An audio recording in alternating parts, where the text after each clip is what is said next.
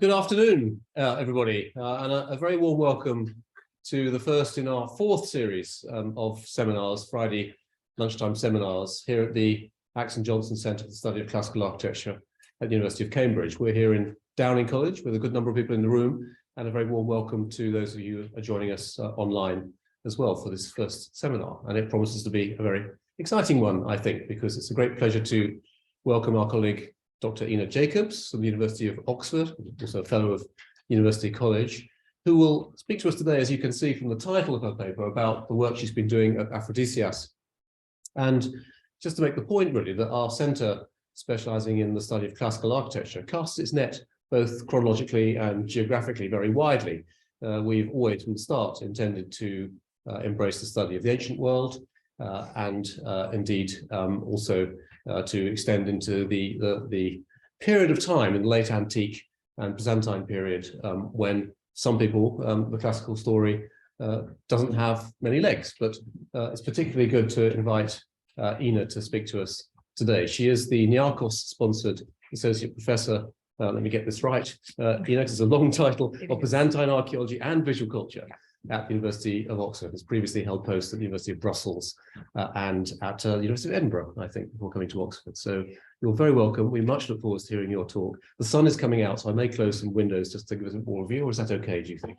It may be better if it's a bit darker. I'll put some windows closed and we'll turn the computer around so you can join the audience online as well as in the room. So warm welcome to Ine. Just move chairs. There's a lot to see in the next 45 minutes or so, so it's probably best if you can actually see it as well. So first of all, I'll thank you very much, both Frank, for inviting me, but also to Elizabeth, who can't be here today, but who I understand is in good hands. Thank you very much for inviting me to speak here. I do owe each and every one of you an apology already. I know this is the Center for the Study of Classical Architecture, but indeed the net is cast wide. This will be very much a combination of archaeology and architecture, and I'm afraid that a lot of what is going to be presented here today will look very unclassical to you. And yet the period that we are talking about, late antiquity, or the late Roman period, as the name says, is very much part of classical antiquity. It's those centuries at the end that we don't pay a lot of attention to. It's a growing field, admittedly, but as I will think show today as well, there are some difficulties here that you are not faced with in classical antiquity that, especially when it comes to architecture, are holding us back to really engage with the period. So I will be speaking about Aphrodisias today, and I'm assuming that many of you are not familiar with the site. Aphrodisias is located in Turkey, in Western Turkey, in a valley of a small river called the Morsinos, which is a tributary of the Meander Valley, probably a bit better known. It's located in a very fertile valley. It has very plenty rich water sources. It's located at the foot of the Salbakos mountain range, called in antiquity. Today, it's known as Babada, very present in the landscape, also in the culture and the religion of the site throughout the centuries, very present also today, and very important for the story that I'm trying to bring here today, because all the rainwater from the mountains comes down to the site. The site is very well watered. As you can see, it's an oasis in the surrounding landscape, because it has spring water coming down from the mountains, and there are a couple of springs located in the city itself as well. And in fact, the entire square that you there see in the foreground, it's known now as the Place of Palms, which was also its name in antiquity, because it was a big urban square with palm trees planted on it, very agreeable features in a hot Mediterranean climate.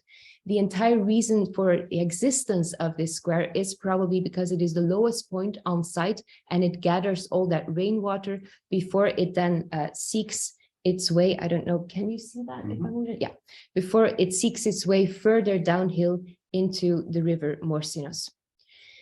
Aphrodisias in classical antiquity and to classical archaeologists is very well known, especially its early and its mid-imperial big classical monuments. The theater is a very impressive one example that is still preserved. The theater, one of those very typical classical monuments that we know from almost every site. The monument of Aphrodisias is probably the Sebastin, which is a temple complex with a gate in front that we will be returning to in a second, or the tetrapylon of Aphrodisias, which is on our bags and our t-shirts, and is a very well-known iconic monument in Turkey. This tetrapylon is a gate, again, to a temple of Aphrodite located in the back.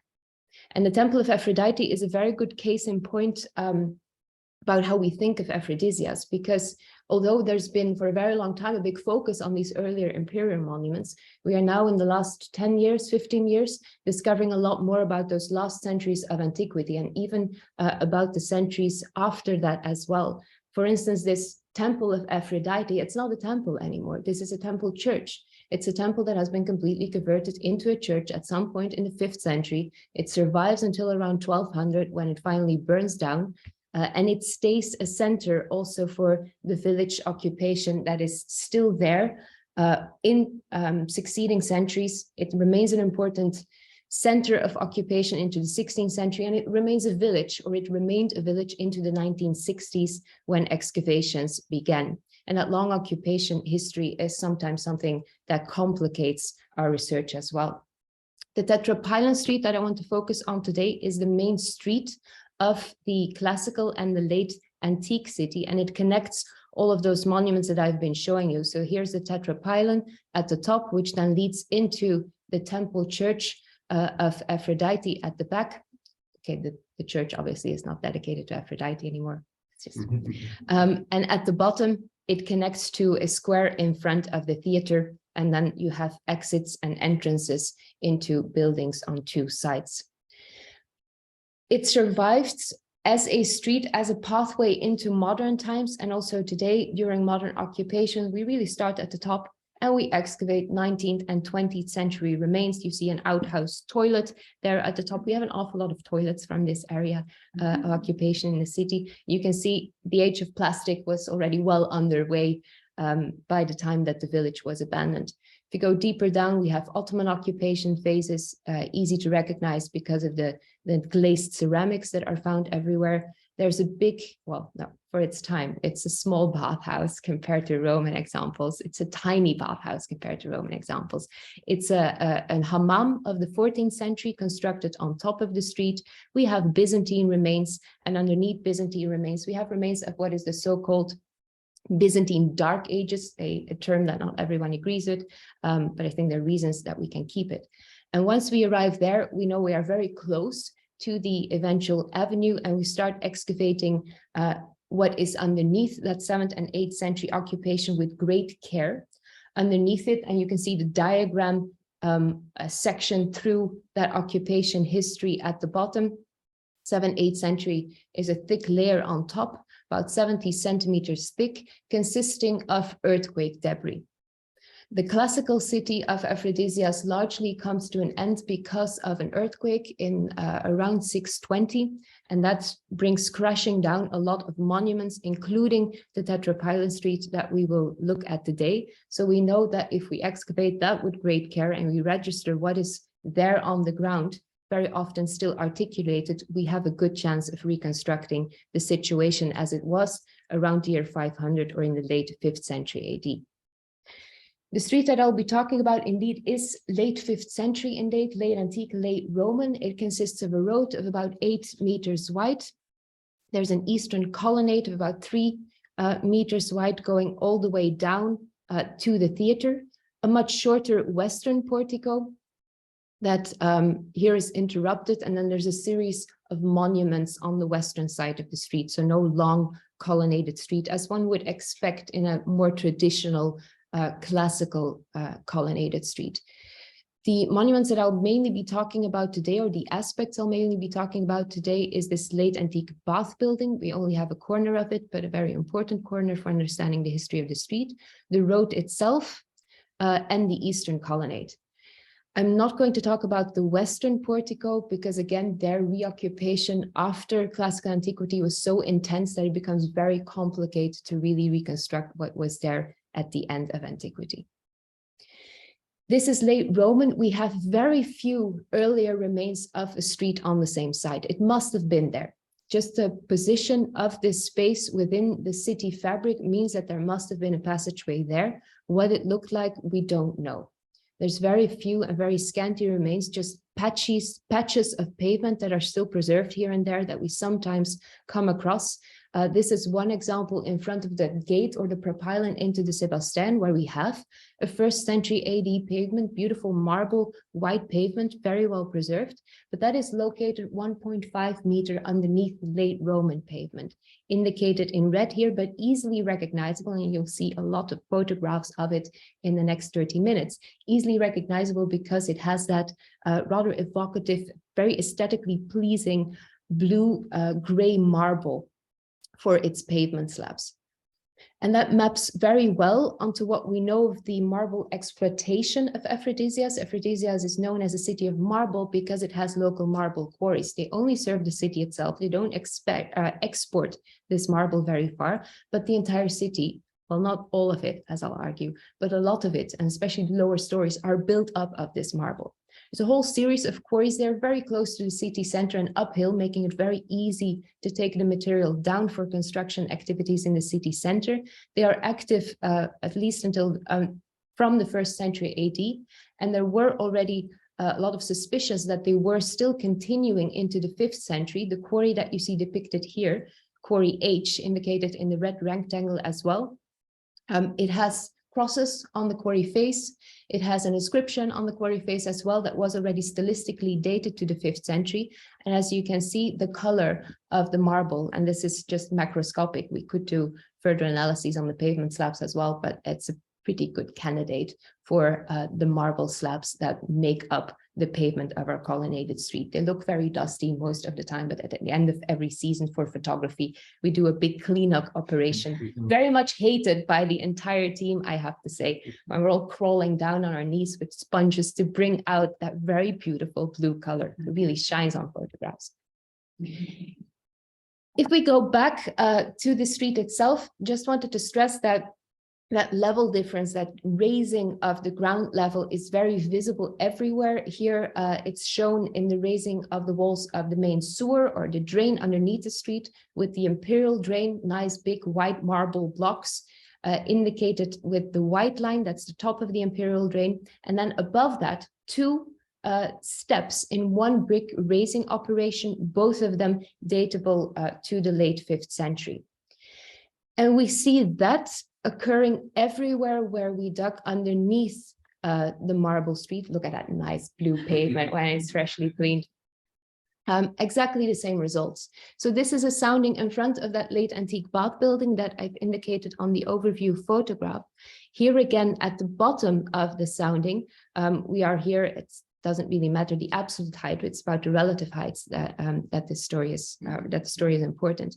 The imperial level is here at 516.80 meters. Then we have a raising of the ground level in the late 5th century with about 60 centimeters. And normally that is where you would expect the street pavement to have been put in place as well. Yet there are no street slabs here. Instead, what happens is another massive fill is thrown in, another 40-50 centimeter is thrown in, and then in the end we do have that marble pavement at around 518 meters absolute height. I'll continue that story in a second, why this is and what is happening here, but I just wanted to indicate, this shows it already well, what we see happening here, this renovation of the street. It is a public work of infrastructure, or work of public infrastructure, but it is probably funded by a private individual who we think was honored for his work in this niche that you already see, a statuary niche in the facade of the bath building. That's what it looks like up front. You can already see that only part of the facade of the bath is preserved. It's a monument composed probably of the statue that you see in the corner, found a bit further away, but as said, we have post-occupation changes, things travel all the time. It's a likely candidate for the man who stood on top of the base you see at the bottom of this slide, a base that carries an inscription. The council and the Gerousia, the people of Aphrodisias honored Mion Eusebes Philopatris, son of Menandros, grandson of Ionicus, Ectistas, or a builder, who constructed many buildings in the city from his own property, and who also made the baths of the Gerousia at its own expense. Now, for a very long time, it was thought, and it's also been published as one cohesive statue monument for Mion Eusebius. We know the man from elsewhere. He's one of the people who contributed to the construction of the Sebasteon as well, and that is mid-1st century. So all the publications will say, this is a mid-1st century monument for the man who built the baths behind them. It was thought this is a 1st century bath building. That's not the case. Archaeology definitely confirmed this is a late 5th century bath building. It's a rather it's a rare example of a really big bath building still being built at this period in time. So the base, although it undoubtedly belongs to the late 5th century, the inscription no longer refers to the original initiator, although there may be some intellectual connections there with the inscription and the final statuary monument. The base is taken from somewhere else, maybe from the predecessor of the bath building. It's recut at the back to fit that nice semicircular shape of the niche. And then probably a statue is taken from somewhere else in the city, combined with another statuary head. It's a known phenomenon in our period where you have pastiche monuments honoring benefactors. And probably you have to imagine a stucco layer in front of the inscription with a painted text commemorating our late, completely unknown 5th century benefactor. There are parallels for this kind of situation. The most famous one is probably the almost contemporary operation that is going on the west coast of Turkey in the city of Ephesus, where on the marble street of Ephesus, a smaller statuary monument consisting of a console and a portrait bust of this very evocative face that you see, very typical late antique statuary expression with the fallen-in cheeks, indicating that this is a very dedicated individual, and he's also dedicated because he adorned his fatherland with twisting marble streets. This is Eutropius, who probably also contributed to the street that you see depicted here as well, the marble street of Ephesus. And we have contemporary, more or less contemporary examples of similar operations from other cities in Anatolia as well. It means that the statue monument we see alongside the Tetrapylon street probably does not refer to the bath building. Then we would expect the statue to be inside the bath building, but this is a monument for the person who is probably responsible for the construction of the street, and as I will argue later on, the person who very specifically is responsible for the paving of the Tetrapylon street. He is part of a very complicated amalgamate of funders who, in the end, construct a late antique colonnaded street at Ephesus, at Aphrodisias. Before we move away from the late antique bath building, I just wanted to stress how shallow its foundations actually are. As you can see on the photograph at the bottom, there's actually only one row of blocks underneath the walls that were intended to be exposed, and those are just resting on a thin layer of an early imperial pavement and its substrate. This is a bad foundation. The facade has almost entirely come down already, and the remaining piece is leaning forward quite considerably, which also means that we filled up that sounding very rapidly, and it's probably now more stable than it used to be. If we then move across the street to the east colonnade and what is going on below ground there, we again have confirmation of the fact that that street was raised in two operations, or two steps in one big operation, I should say. The first phase, when we had completely prepared for the creation of a street, the side drains connecting to the main sewer were already laid out, and there's already a bottom layer of schist slabs on top. You can see they had started to build the colonnade already in this section with pedestal bases, but they never put the pavement in place. Instead, they again throw on that ½ meter or so additional fill, and then the red line indicates the line where the pavement comes to be, meaning that also the pedestal bases are completely covered and are visually turned into ordinary bases underneath the columns of the street. I'm not going to go into great detail about the reasons for why this is happening, nor can I discuss the date. It would take us way too far.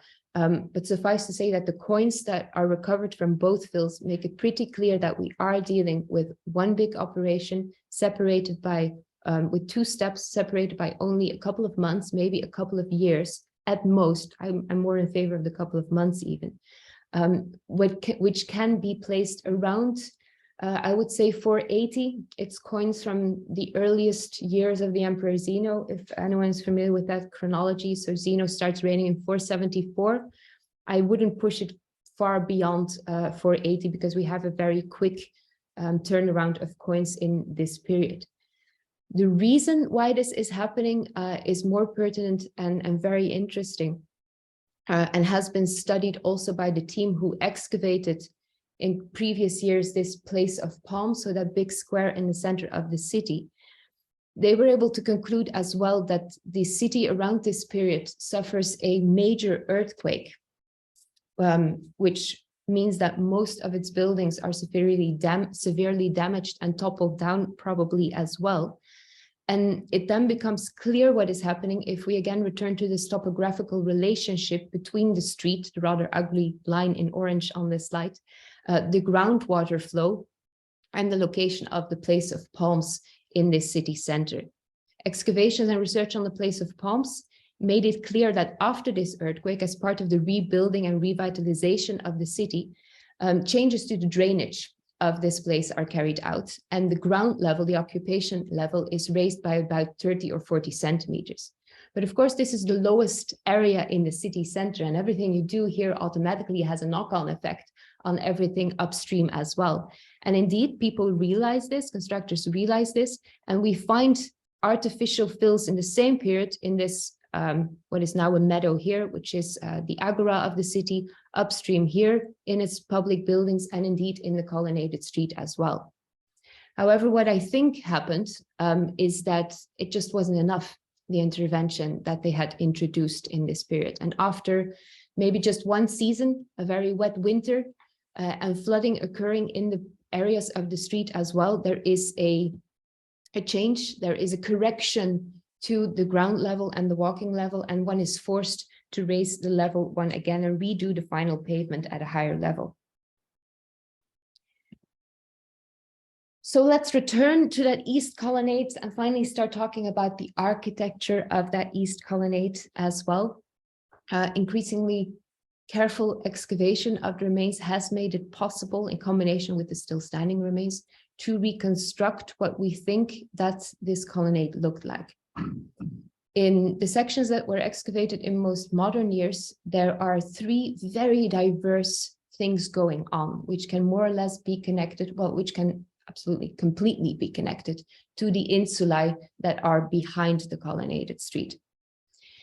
If we start in the most northern insula, which for reasons of convenience, I just call Insula 1 on this slide, we have at the bottom, the first floor, a relatively regular, it continues to the north, combination of piers built with mortared rubble and a combination of columns, fluted columns, and a couple of unfluted columns, but they seem to come from only a couple of buildings. Above that, we have a first floor. I don't know if you can see it. It's a combination of bases again, window mullions, and then these are topped, you can see them here in the debris, by brick arches. And above that, there is a small or low attic story. If you put all of that together, that is more or less the reconstruction that we arrive at today. So with the regular elegant facade at the bottom, newly carved window mullions, and then a high attic story. It's about 15 meters in height, the reconstruction. It's not a very wide street, so this would have completely altered the way that you would have experienced this street as well. It's a quite nice looking, well, if we compare it in a second to the others, it's a nice looking section of the colonnaded street. And at the back, where in a traditional colonnaded street, you would expect openings into shops, there is only one opening into the area at the back that looks like this today. It has a rather lavish marble tiled floor of white and black tiles. It had a door with bronze door decorations and a door frame that is reused, comes from a previous pagan temple that apparently was able to be recycled in this property. And in front of the door, we have all kinds of little installations and benches, apparently for people waiting to get access into the property behind. The property behind is very clearly a very elite, lavish, wealthy residence. We have not excavated in the back, but the property also extends above the east colonnade. This is not the section of this colonnade. This is from elsewhere. We have not yet produced the section of this colonnade, but the yellow square more or less shows where all the material that we do find on the street is coming from this upper story, where everything really testifies to that luxury. So we have, again, marble tile floors that are found throughout. The back wall of this very luxurious space consists of pilasters, wall pilasters, which have these pilaster capitals with putti carrying out all kinds of activity. This one is milking a goat. This one is chasing a hare with a stick. There's a whole series of them. We have about 35 examples right now, good for about 15 meters of back wall. In between, a very maybe late antique, almost Byzantine, colorful decoration, colorful wall plasters and stucco, interspersed with, very rare in secular context in this period, wall mosaics, most of them vegetal. I think you can make out the tendrils here, but I think you can also make out the little foot here. So this is a rather chubby leg, and then we have a chubby baby here as well. So these are again putti, carrying out all kinds of activity, which would have worked well with the marble pilasters. This is the only statue I will show. Aphrodisias is known for his statues in the classical world. A portrait head, an heirloom piece, fell down from that top floor as well. And again, here's a toilet, but in this case, a probably 6th century toilet that would have connected, that came down from that top floor and would have connected into the main sewer to evacuate human waste as well. In short, everything that we find here really testifies that the people who lived behind and above this part of the East Colonnade were extremely wealthy. And this wealth is translated in the construction of the East Colonnade as well. If we here look at the foundations, this is just one photograph, one section of them. They actually are dug down to a much more stable level. They are nice courses of mortared rubble. And when that decision is made to put the pavement at a higher level, apparently these people took the decision to take away the stylobate that was already put in place, add a couple of more rows of mortared rubble, and then create a new stylobate with columns at a higher level, all leading to a very regular end result. And this already contrasted with the foundations of the Bath building. It also contrasts with everything that we find further south. In the next, I would argue, insula over, it's again a completely different situation. This is again a pier, but as you can see here, there's just one row of bigger blocks, which is even cut through, and then mortared rubble thrown on top. This new picture just drives that message home. This is the same colonnade. Even just looking at it visually, I think you can see what a mess this is. This colonnade support, this pedestal base, which eventually disappears underneath the ground entirely, was put on top of a makeshift stylobate, a reused threshold block that they get from elsewhere. And apparently, probably during construction already, the weight of the building on top of it, the bad foundations make that threshold block is already cracked, breaks in two entirely. They don't fix this. Rather than taking it down and starting anew, the only thing that happens is they prop up soil and stone underneath that. Frank is going, what? This is late antiquity. They prop up stones underneath the pedestal base to keep it level, which I think is again an indication that our raising of the ground level is coming after very soon. You won't see this anymore. They throw soil on top and this pedestal base and threshold block disappears underneath a massive earthen fill. The appearance of that colonnade with the bad foundation is as unclassical as you can imagine. This almost has nothing to do with a classical colonnaded street anymore. We here have a combination of a couple of unfluted column shafts. We have column bases, pedestal bases. We have here a double column that they took from the part of the Sébastien that already fell down. This pier as well comes from the Sébastien. It's an amalgamate of everything that they could have gotten their hands on. Sadly enough, I can't really say that much about who was living behind the colonnade here.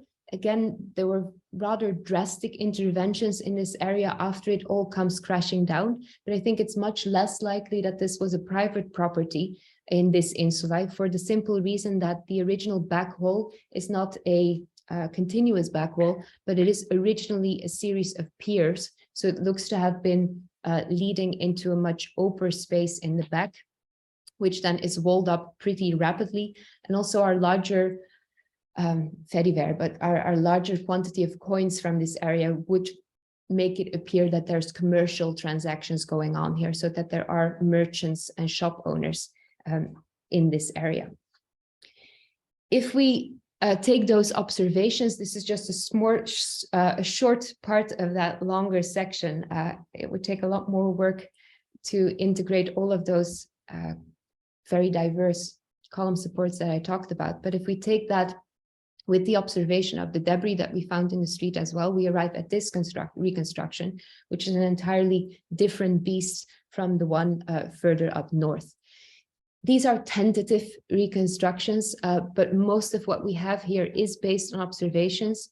On this slide, you see Dr Ine Jacobs, who is part of our architecture team and is my partner in crime with this project, who also, and I thank him very much for that, painstakingly measured every single thing that is relevant for these reconstructions. I've only shown you small scale renderings, but the detail in these is important for the architecture of late antiquity, and every single thing differs from the next. So this means that we have different capitals for the newly carved window mullions, for instance. This fishbone pattern in the blocking up of the windows is based on reality. The fact that the lesser quality insulae has tiles that are already very diverse in the late 5th century, whereas the better insulae has a more coherent set of tiles, is based on reality as well. We have these weird situations of some pedestal bases buried underground, others above ground, and then the solutions that one has to come up with to take into account the very diverse heights of the columns and their supports, the lack of capitals in late antiquity. All of that is based on observation. One more section to go, again, completely different. We've been looking at the late antique bath building, which is here on the aerial photograph, and on 2 insulae just opposite here at the top. The one that I would like to turn to now is this area over here, really in the city center, where the colonnaded street passes by the place of palms as well. This is what it looks like in a more closer up view. Again, we have a huge difference here between the early imperial level indicated in white and then clearly recognizable again, the late 5th century road. In this case, the level difference has already increased to 3 meters. And 3 meters means that that is a full story of buildings. And all the early imperial first stories that were present here, this was completely built up, they disappear underground in late antiquity, including what originally was a cryptoporticus. This is an excavated window. There was a big cryptoporticus underneath, or not underneath, alongside the street in the early imperial period. If its vaults or its roof even survived the late 5th century earthquake, that's taken down. Again, massive fills are thrown in, and at a level 3 meters higher, a late antique colonnade is established. So we have here major terracing works going on. I should already say, because here you can actually see it, the property in the back here was excavated, but in the 1980s and early 1980s. I don't know if that's better. It means they were looking for other things. So we don't have the level of detail or information that we really need to understand what was going on at the back of this colonnade in the late 5th century. But some of the details of the architecture, there's an apsidial hall, for instance, which is quite typical for late antique private residences. There is only one entrance connecting the property to, again, the colonnade. So I do think it is very likely that also here, again, we are dealing with one big elite house in the back. Underneath the street itself, as part of that terracing work, we have major public infrastructure works going on as well, and water again plays a major role. Water from the street pavement, runoffs rainwater, but also rainwater from the roofs of surrounding buildings is collected in this area and brought together into a storm drain, which continues underneath the street pavement and ends up here underneath a passage between the street and then much lower the place of palms. And where it ends, the water is pushed into a ceramic pipe, so a pressurized water conduit is created, which takes off in the direction of the place of palms. And remember, there's that big pool in the middle. There are fountain figures of the late 5th century discovered there as well. I have my eye on a frog, which I think would be a very good candidate for the end product here, the end point of the storm drain, and it probably spouted water during and just after the quite heavy rains that take place in Aphrodisias. The reconstruction of this colonnade, or at least its lower story in this part, was pretty easy. As you can see, if you carefully clean the earthquake debris, you get a very good idea of what must have been standing there as well. So the colonnade is here at the bottom. We have a stylobate, again, very, very unclassical, made up mostly of corniche blocks of very diverse buildings. All the dentils are different in size. And notice we mainly have them here. This part is very badly known because it's again reused into the 14th century hammam. Most of the building blocks we have in Aphrodisias get recycled and recycled and recycled.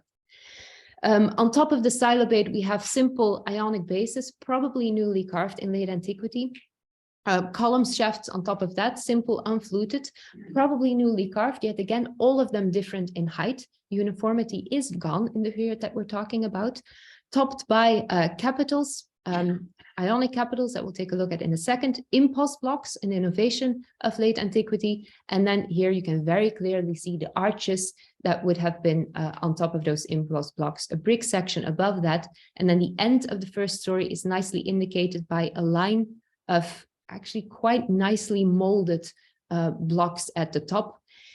Above that, we're not very sure what is going on. It's an area that was extremely disturbed in later centuries, yet there is enough brick preserved there as well to again conclude that there was also here a first story on top of the ground floor. The products here, the columns themselves are definitely products of late antiquity. You can very clearly see that if you look at the decoration of these Ionic capitals, the huge size of the eggs, for instance, already gives it away. Or if we compare it to this one, which is part of the same series, but I would say definitely carved by a different hand, the treatment of the decoration is completely different. However, important here is that in contrast to the section that we were looking at in the north, this is all newly produced architectural decoration in the late 5th century. And in addition, 4 of the columns that were discovered here preserved traces of painted inscriptions written in dark red paint on a plaster background, a process that was repeated time after time again, because we have several layers of plaster, each of them probably carrying a message, although you can only read the last one. They're not very well preserved, very Christian or Christian period. Already, they're always preceded and succeeded by a cross. One of them praises the Christian God. Another one praises emperor as lord of the inhabited world. Would have been nice if we knew which emperor this is referring to. But in any case, the main point here is that these inscriptions really underline how important this section of the colonnade would have been for contemporary inhabitants of the city. This is very much part of the public domain, and processions, dignitaries pass by here on regular occasions. So if we put all that we know about the most southern section of the East Colonnade together, we arrive at this construction. And again, I should say that it's mainly the ground floor that we are certain of. The top floor is very much an hypothesis, and we will eventually make it very clear as well what we are thinking is there and what we're absolutely certain is there. This looks quite uniform, but again, remember, if you zoom in, there's actually a lot of difference in the details of the columns. If we compare this one, if we put it all together to the ones that we've already looked at, each section of this colonnade is quite different, which is what makes creating reconstructions and really engaging with late antique architecture, well, a pain, actually, especially when you compare it to imperial period buildings. There as well, there may have been some variety in columnar interdistance and in details, but still, I think it's much more easier that once you figure out what 2 columns look like and the entablature, that you connect them, you have a unit that you can multiply as many times as you want. This obviously is no longer the case, and that also explains why there are so very few attempts to really reconstruct late antique variants of the colonnaded street. Although, and I do think that is important to notice that, we are of course looking at this with a magnifying glass, very analytical and upfront. For somebody who walked through this colonnaded street on the road, staring up at a colonnade, or at the first story UK. I work too much with US-based colleagues. We always confusion, first story, second story. If you're looking up at this at an angle, or if you're walking underneath the colonnade, I doubt that the differences between supports would have been as important as the similarities, meaning that you have support with arches and it is granting you shade or indeed protection against rain during rainstorms. Yet, of course, these differences are important and very useful if you are examining who is undertaking construction in the late 5th century, and especially if you want to reconstruct that very intricate amalgamate of funders of a colonnaded street. Some areas, I think, are pretty straightforward. If we start in the north, just to summarize, so we have the solid and deep foundations. We know that they take care to adapt them when the level is raised again. We have reuse of architectural elements, but apparently all from bigger monuments, including a pagan temple, if we take into account the door frame leading into the property.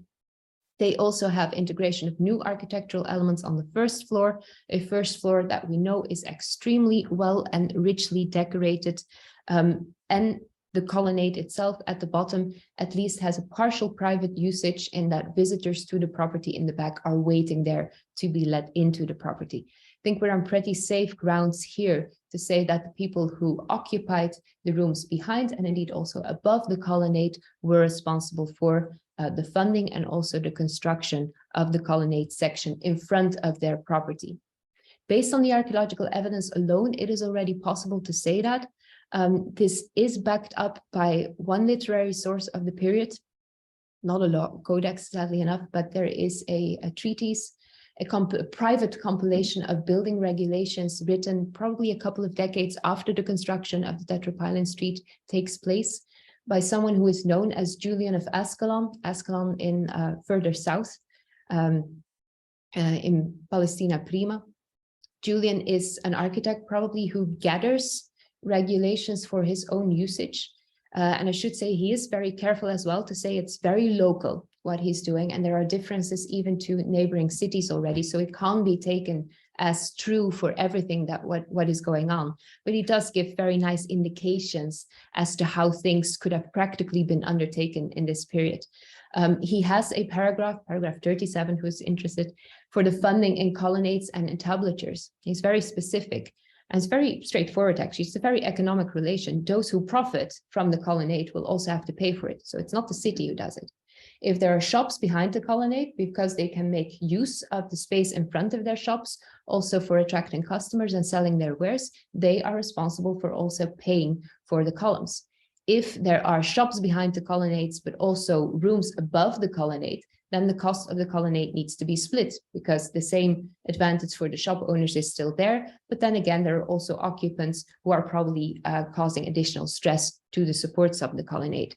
I think in the spirit of that, again, this is only confirmation that the people behind and above the colonnade, in our case, would be paying for the colonnade supports and would be gathering materials for them. The section in the south may have been similar in many ways. We're not that sure here that there was a private property in the back, but I do think it seems pretty likely. The presence of acclamations on the columns here would suggest a slightly more intricate relationship. There is public usage there. There is also a public factor in the fact that drains connected to that big storm drain are connecting or collecting rainwater from the property as well. So I think it's a combination in this case. The fact that the columns and the capitals are new architectural fragments is not really an argument in this period. We know that the quarries of Aphrodisias have throughout the centuries been in possession of both the city, but also of private entrepreneurs, private owners. So it's very possible that the owner or who lived here could have, well, I don't think so. I think in this case, it's the city. I just can't prove it yet, but we can discuss that a bit later. But I do want to return to this guy, our unknown late 5th century benefactor, who was, as I would argue, responsible for the renovation of the street, and in particular of the street pavement. We've already established that the owners are taking care of the colonnade section. So this guy, I think, pays for the street pavement. And again, I think it's quite likely that we are dealing here with somebody who doesn't pay for the street pavement, but that this is somebody who still has ownership of a quarry H in this case, and is, as his predecessor Mion did centuries before, constructing the street in the city from his own property. Again, I cannot prove that at all. This is a working hypothesis. Which leaves us with that awkward section in the middle. Weak foundations, a combination of every potential support you can think of, no adaptation to the rise of ground level. I think we can at the very least say that we are dealing here with people who had a lot less accessibility to funds or a limited budget.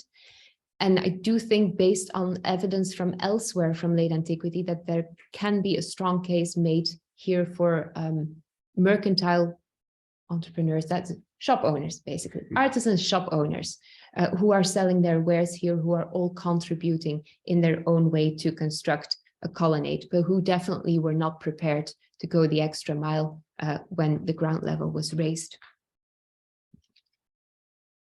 Yeah, we're almost there.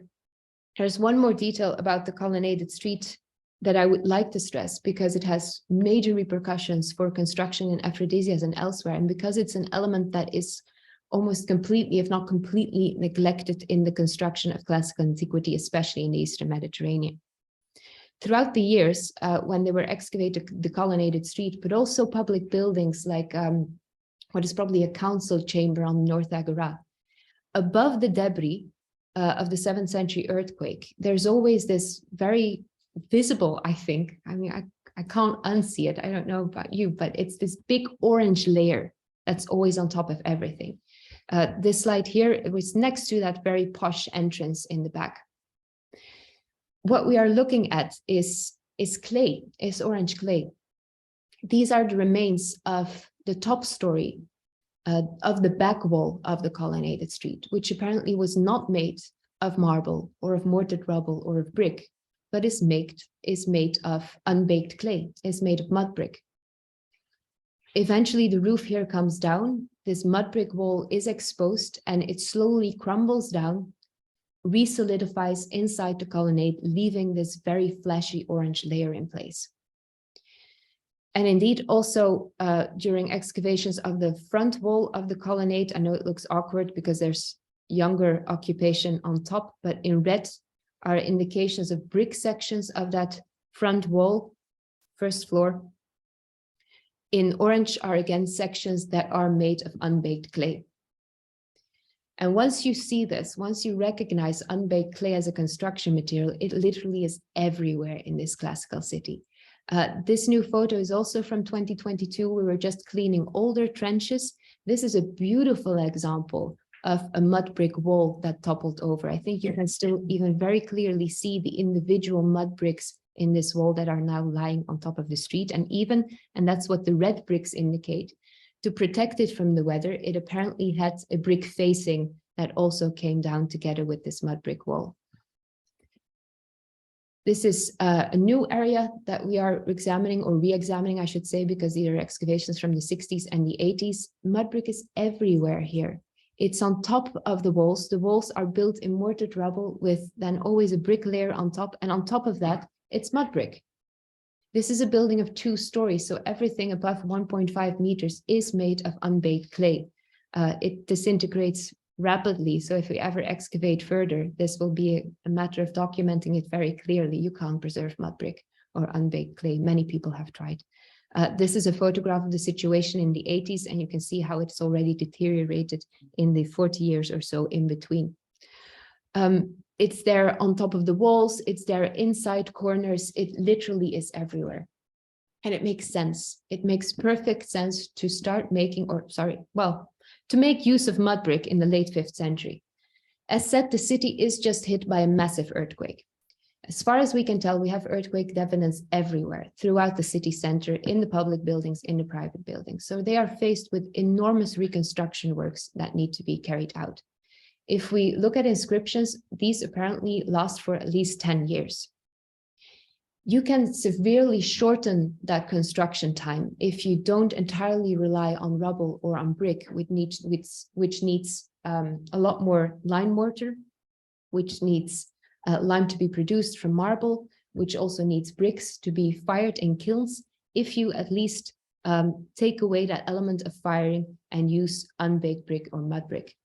It's a perfectly sound building material to use. It's very widely spread. We know it from before classical antiquity, know it from after classical antiquity, but for some reason we have been ignoring it for classical antiquity itself. If you provide it with a socle, if you provide it with a roof, and especially if you also have a brick facing or another kind of protection layer at the side, it will last equally as long as rubble mortar or brick. And I think we can push this even further, this argument. I've talked about those huge fills that are present throughout the city center. And in the past, it was always thought that this was earth, because it's earth indeed. It's not stone, it's not rubble, it's not brick, it's large packages of soil. That this was brought in from outside the city. It's not, there's a lot of rocky soil outside. So that was already weird.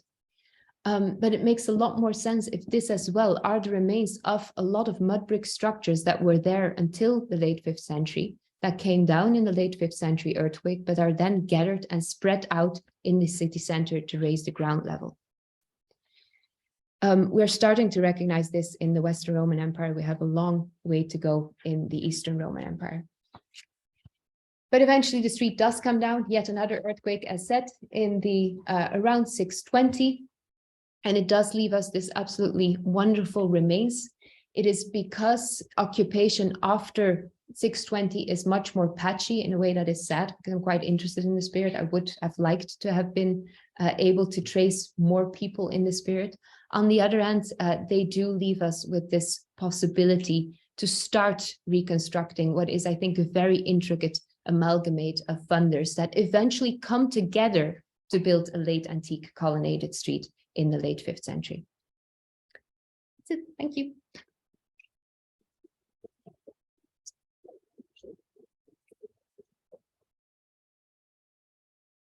That's good. Well, Ine, thank you very much. I mean, I find I say beautifully presented talk and wonderfully illustrated as well. I want to ask at some point, maybe not straight away, but about the use of drones in what you're doing now. Surely you're using drones to get some of those aerial views, and the view of the fallen colonnade, for example, was so immediately legible thanks to that new ability. But that's a separate technical matter. I'm sure there'll be questions from the floor. I suppose just before I open up to colleagues who are here, and we perhaps can ask anybody online to put anything they want to ask into chat. So I'm still sort of intrigued by the relationship between economics in these three blocks of the street, civic intention as opposed to individual intention, and against a background where they must have known they had a relatively unstable landscape. I mean, does that account for all these kind of shoddy building elements that you showed us, this kind of mix of economics and it is a wider phenomenon. For instance, and I forgot to say that where I think that the civic government still interferes with this late 5th century redoing of the city center is in the organization of those fills and employing the work crews that do that. Also because that really is intertwined with public infrastructure works. The storm drain is a good example of that. Yeah.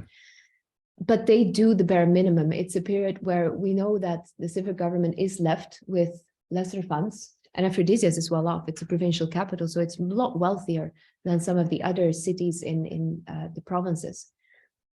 But they have started already centuries ago. We can trace this back to the 3rd century of giving concessions to private individuals to rebuild certain sections of what we would call public infrastructure. Okay. So you get a tax break or something, effectively, what we call today. Yeah, they can't do it themselves anymore. Yeah. They don't have the taxes to pay for all this public infrastructure.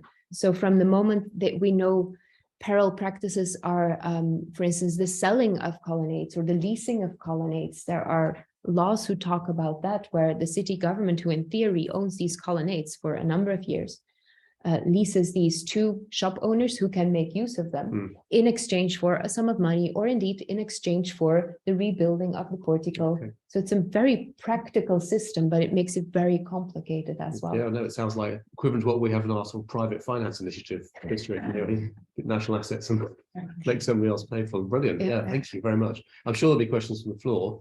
There are people more expert in this material than I am. Any questions or thoughts? We have one here. Luca? Thank you so much. This was wonderful. And the photographs at the top of the colonnade, I mean, they look like Julia Romano paintings, don't they?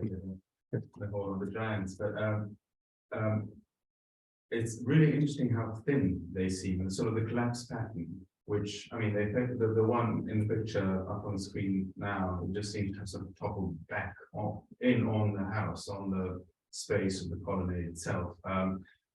And I was wondering, if, I mean, they seem so thin, they're effectively a single wall deep, and I They're two bricks deep, so about bricks 70 centimeters, and that's where also the impulse block comes in. That really, it's the thickness of the impulse block, which is about 70 centimeters, is calculated to carry 2 bricks, because every wall section above that would then have been 2 bricks thick. That's fascinating, but I was wondering, so the connection between the colonnade itself and the buildings that they fronted seems to, I'm assuming it was timber beams, timber floor plates, which would make it likely that at least in some cases the colonnade would have been built after the fact, that it would have been a construction project, a campaign entirely separate from the building behind it. Do you have any thoughts on that? How exactly do you think it would have operated as a building project, and how often would the houses behind the colonnade been rebuilt at the same time, or was it a sort of strip intervention almost designed to stimulate private development further behind the colonnade, given that it was structurally distinct and sort of not connected by vaulting or anything that would have required sort of simultaneous development on both sides?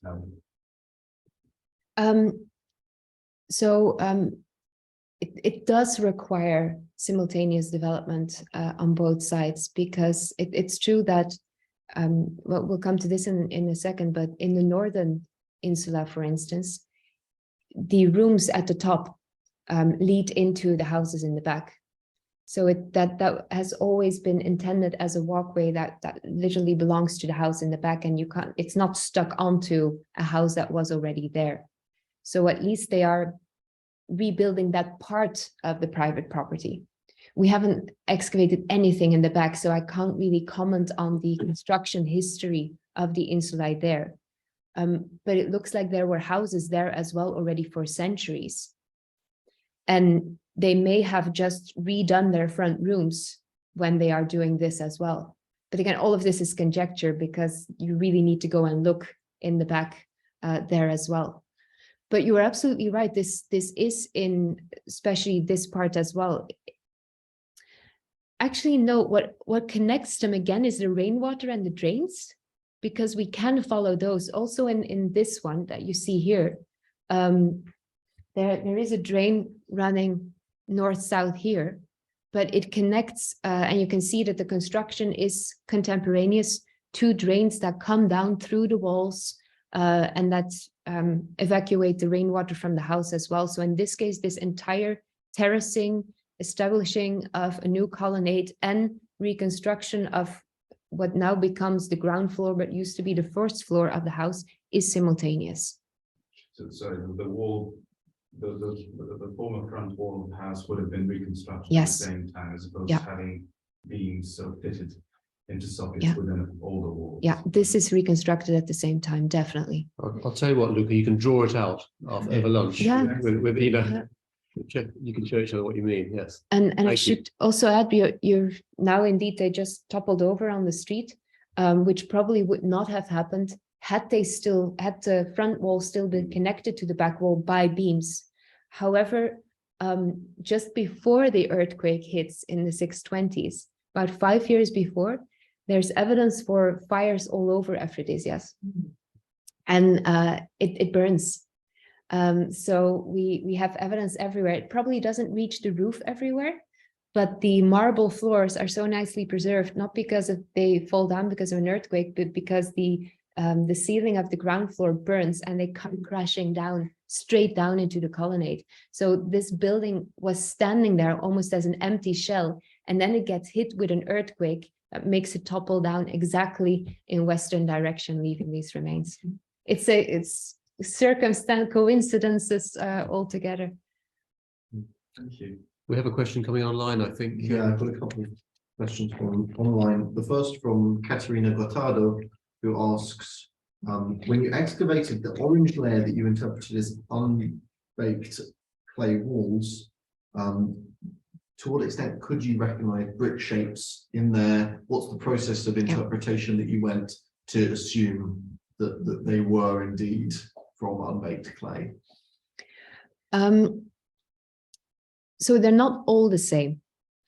The one at the bottom where you can still clearly recognize mud brick, yes, mud brick, the individual shapes may or may not have been the same construction technique as the one at the top.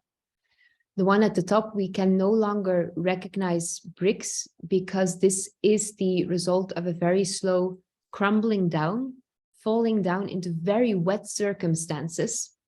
And then people walking all over them all the time. So in these circumstances, chances of us finding actual shapes, structures of bricks still there are extremely limited. Plus, which is why I use more often the general term unbaked earth rather than mud brick. You don't need to shape clay into mud bricks in order to use it as a building material. It can be placed into a wooden frame, and what's the word that you use when you rammed into a wooden frame as well, which seems to be the case in a couple of other cases as well. So for instance, in this house, that seems to be what has happened in the interior corners of these walls. It's the building material. If we refer to it as unbaked earth, that would be more correct than mud brick. However, 2022 was the year that we started finding it really everywhere. So this is a research program that will be continuing in following years as well to really find out what are all the different techniques that they were using this particular building material in. Yeah, I thought that was very interesting, your description of that as a feature of further south in the Asian world, but not something we're so familiar with in late antiquity. So that was really interesting. Thank you. I think there's a question coming from Thank you. Colin. When we're on mud bricks, do you see them being used in the 5th century Bath building as well, considering the conditions within the Bath building? We don't have evidence for the mud bricks in the Bath building. But the problem with the Bath building is that it doesn't come down in the earthquake. It's much sturdier, and it's reoccupied afterwards. Our most intense so-called Dark Age occupation is from the rooms of the Bath building. So even if it would have been there, we have no chance of finding it. It's continuously occupied until about the 13th century. The same thing would have as a news, doesn't seem to use. No, that one is then it's dismantled intentionally, eventually at some point in the later 15th century, and then turned into a big water reservoir. So all of those traces would have been gone completely, I'm afraid. There was a second question coming in. Yes, yeah, there's also a question from Edmund Thomas, who says that he enjoyed the paper very much and thanks you. It was fascinating to hear so much about the architectural development of this magnificent city in late antiquity. I'm interested at the moment in sustainability and how far this or similar ideas motivated builders in antiquity, particularly in the later empire when the question of resource was so critical. Do you see any evidence of such concerns at Aphrodisias in this period, thinking about recycling old materials? Do you think that builders here at this time were interested in the long-term durability of architecture, or were they simply motivated by short-term continuity and survival? That is a very interesting question, but also a really big one. I'm not sure if I would really need to think about that one. Everything I say would be very spontaneous, not based on.